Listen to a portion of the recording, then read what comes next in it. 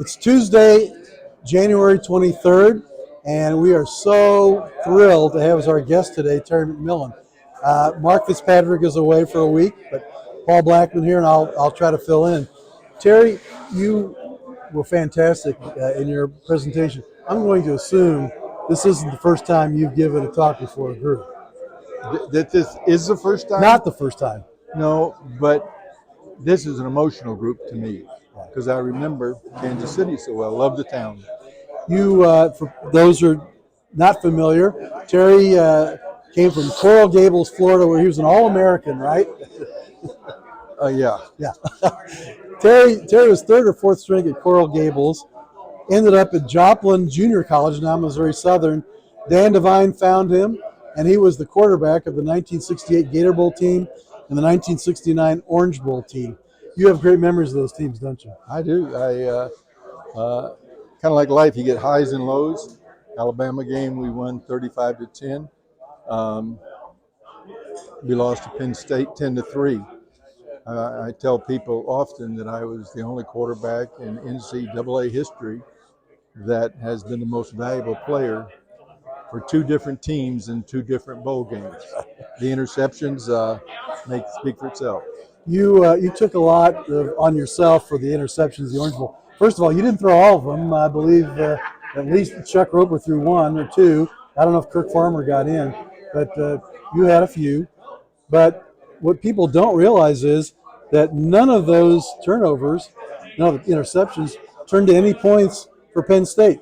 Their one touchdown came after a Joe Moore fumble. That was all in the first half. There was no scoring in the second half. But what I remember was that the interceptions, yours or they blunted our scores. Not that they gave Penn State any opportunity. That's right. It was it was a learning experience for all of us. Nobody blamed really anybody. Everybody on that team was there. I will tell you, you couldn't have got one kid on that team to switch schools or go somewhere else, regardless of how the other teams were, because Missouri was really a team because of guys that played for each other. And we played for the fans, and we had great fans.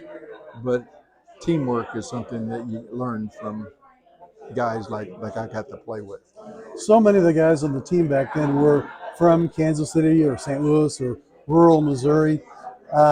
You were from Florida, from Coral Gables, Florida, with maybe a year or so in Joplin.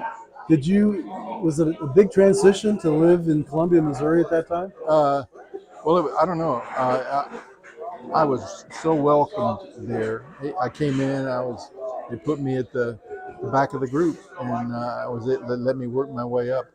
But the support I got from those guys were super, and I fit in. I kind of fit in as a different type of piece, but I fit in, and they brought Mel Gray in from California, Santa Rosa. Yeah, they brought. But he was from, I think, came in from Fort Scott Junior College. That's right. I played against him in junior college. Yeah.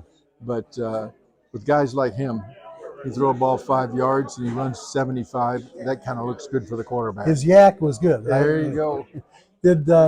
I assume then you've kept in touch with some of your teammates through the years? Yeah, Mike Carroll, who was an All-American tackle. I still visit with him, and the Boyd brothers, Jerry Boyd and Roger Boyd, live in Florida.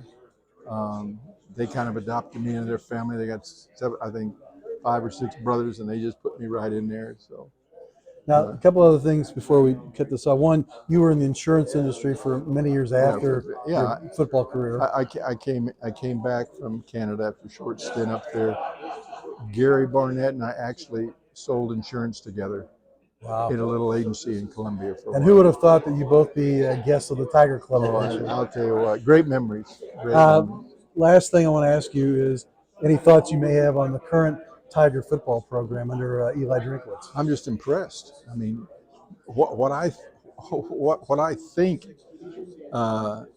is they put into reality. In other words, I saw something that reminded me this year of our team, the way that for some reason those guys just don't quit. And I remember being down Oklahoma 10-3, thinking, well, we better get on it. It's the way we thought. watched the recent Cotton Bowl, Ohio State, big team.